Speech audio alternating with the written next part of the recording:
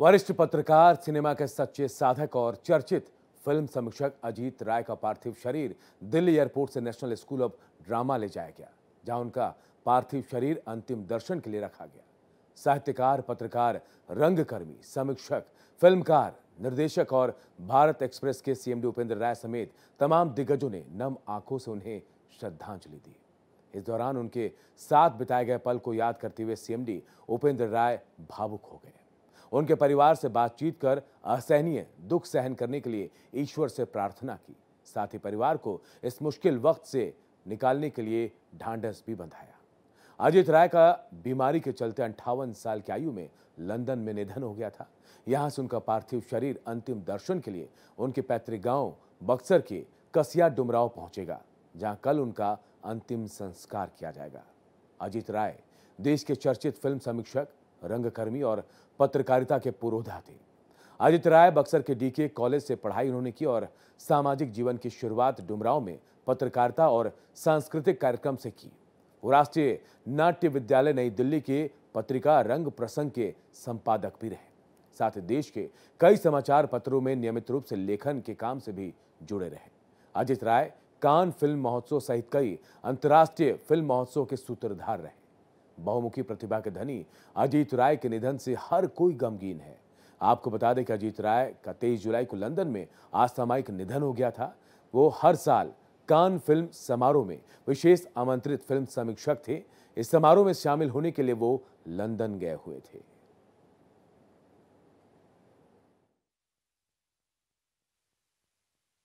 2001 में तो मानव मांस पर एक स्टोरी हमने करी थी।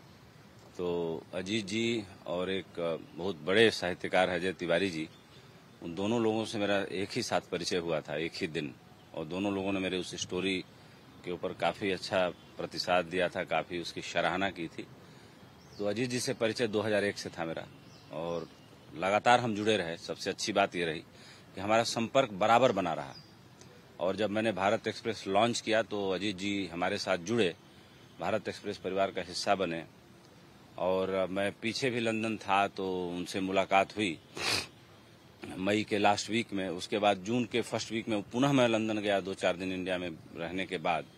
तो 7 तारीख को मैं पहुंचा तो अजीत जी मेरे कमरे में आए और हम लोग साथ रहे। 7 को भी मिले, 8 को भी मिले, 9 को भी मिले, 10 को भी मिले, और 11 को मेरी वापसी थी इंडिया। तो 11 को हमारी मुलाकात नहीं हुई, बाकी मुलाकात लगातार होती रही। अजीत जी मेरे लाइफ में एक बहुत ही बड़े जिंदा दिल इंसान थे और भारत एक्सप्रेस के लिए उन्होंने बहुत काम किया। कांस फिल्म फेस्टिवल पिछले 3-4 सालों से वो जा रहे थे। भारत एक्सप्रेस के लॉन्च होने के बाद तो भारत एक्सप्रेस ने उनको भेजा ही, और वहां से बड़ी शानदार रिपोर्टिंग की। और फिल्मों की समीक्षा के बारे में मैं कह सकता हूं कि अजीत जी जैसा हिंदी जगत में दूसरा आदमी ढूंढना मुश्किल है।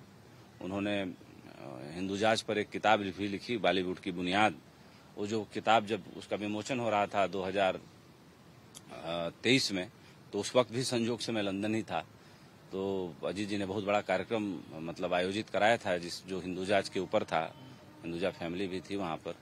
अजीत जी की जो डेथ की खबर आई वो बहुत ही हृदय विदारक रही। उनको हृदय से जुड़ी कोई बीमारी हुई और जिसमें उनका हृदय 40% ही काम कर रहा था, लेकिन उन्होंने अपने साथ, सबके साथ बड़ा जिम्मेदाराना व्यवहार करते हैं, लेकिन अपने साथ उन्होंने बड़ा गैर जिम्मेदाराना व्यवहार इसलिए किया कि अपने स्वास्थ्य का ध्यान नहीं रखा।